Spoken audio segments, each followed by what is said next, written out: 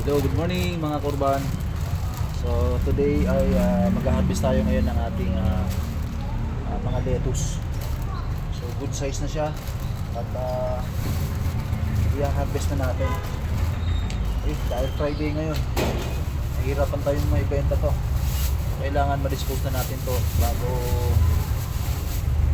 bago magulangan tayo. Pero goods na goods to.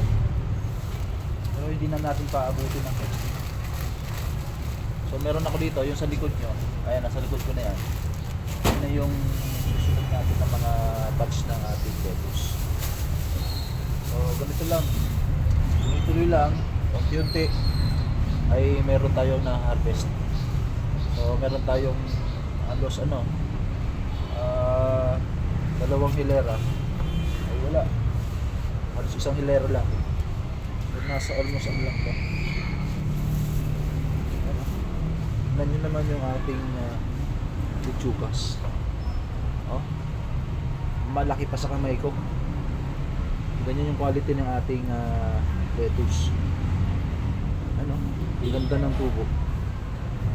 So yung niya, yung laki, mas malaki pa sa kamay ko.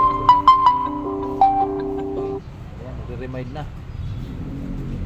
Kasi kailangan bago tayo makapasok sa ating klase, i-harvest na natin to. So hindi natin to pwedeng i-harvest ng tirik na yung araw kasi may tendency na papait yan pagka ginawa natin ng mainit dito panahon. Pero sa panahon ngayon medyo makulimlim naman, okay yan. Pero dahil pa nag-aano tayo ng oras, habol tayo ng oras, may maya aakyat tayo ng ito muna yung intindi natin. So dati pa rin ang price ng atin ng 25 pesos per cup. 25 pesos ganito kalaki. Sulit ka na. Ha? Ilan lang yung kakain, sulit na sulit. Tsaka ang kagandahan nito para sa kaalaman ng iba ay pwede mo siyang i-stock kahit yan 1 week basta merong lupa ay merong coco peat pa nito. Huwag mo lang tatanggalan ng coco peat. So babad mo lang siya sa tubig kahit na tatagal siya ng 1 to 2 weeks kaya basta nakababad lang sa tubig. Yun ang kagandahan ng hydroponics. So hindi siya agad na malalang na. Kagandahan.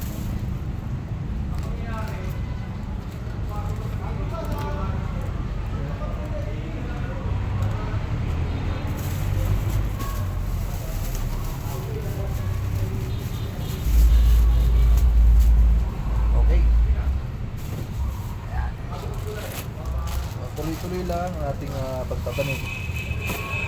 Kahit pa paano, meron tayo makikita.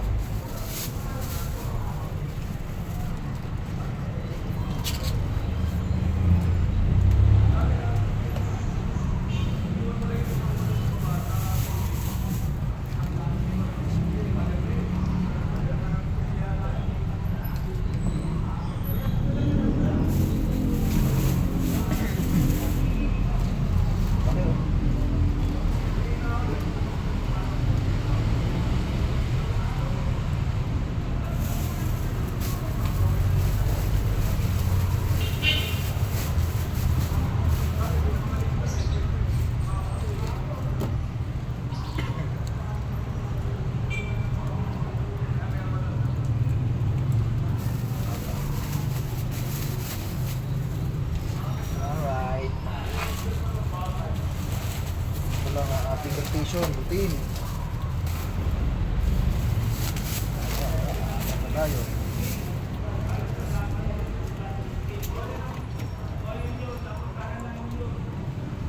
Friday na natin, Friday grind. Aga. Dito agad tayo sa aming gagawin.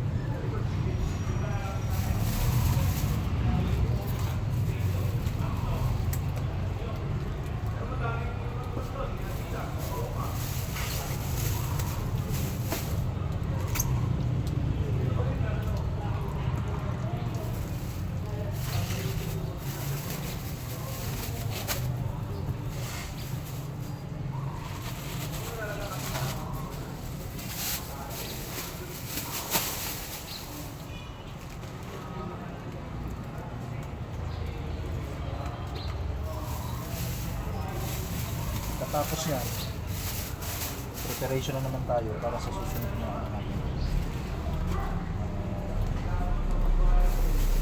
Paglilipat, maglilinis ng mga styrofoams, maglilinis tayo ng boxes, mga ba pang preparation.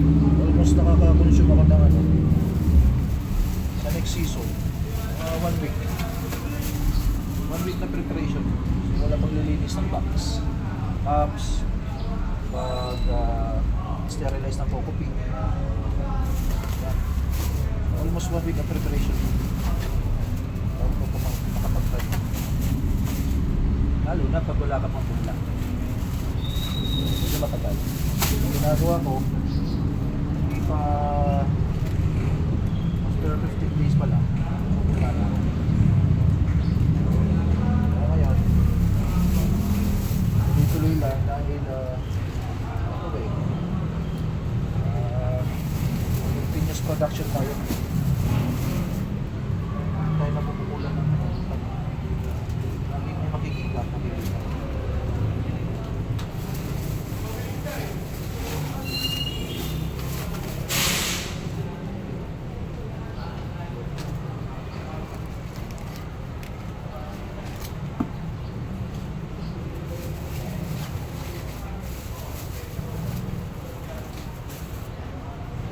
Okay, so yun na lang po. Thank you. Good morning.